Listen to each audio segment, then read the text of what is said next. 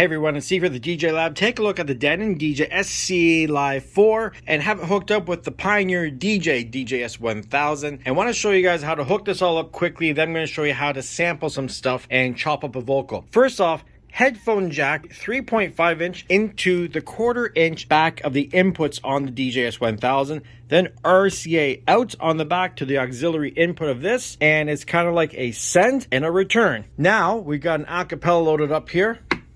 Jack, bliss jack. You got to make sure that your headphones set for the main, and the other thing, you got to set your level so when you're looking on your input, Jack, bliss jack. and you can set your headphone, you can set your input level there.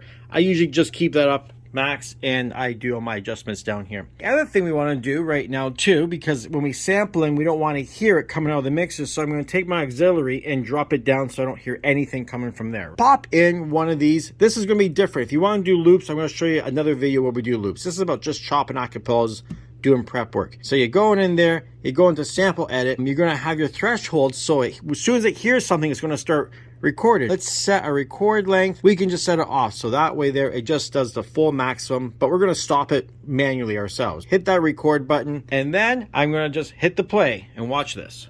Jack, bliss jack. Jack, bliss jack. And that's all I want. Jack. That's all I want out of there. Save the changes. I'll call this thing Jack. I'm going to save it. And now what happens is when we come back, we're going to back out of all of this.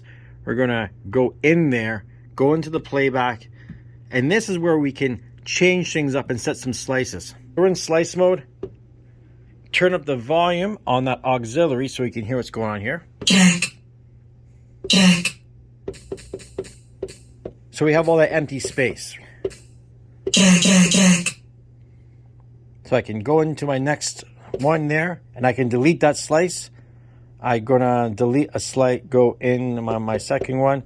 I'm gonna delete that slice too. So now Jack. We're going to zoom in a little bit, and I can take my end slice and dial it down. So when I hit that, Jack. that's all we have. The second one, you see where it starts? So now what I'm going to do there is I'm going to move it up and zoom out a little bit so we can see what's happening here.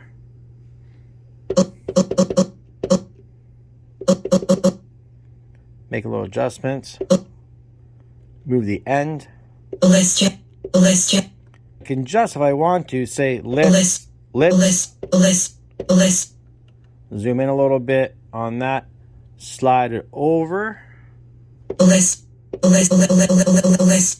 And you can see on the waveform, I can actually dial in just a little bit more to make it a little tighter. Bliss, bliss, bliss, bliss. Jack, Jack, Jack, Jack, Jack, Jack. Move the end over. Jack. Jack, bliss jack, bliss jack. And it's that simple. Just going in, moving things around. I don't want to make a super long video. This is super simple because if you've been using a DJS sampler for a while, you should be able to know this. If you're just getting one for the first time, like I said, it's not difficult. It's just the same repeated process of going through and chopping things up. It's not that bad.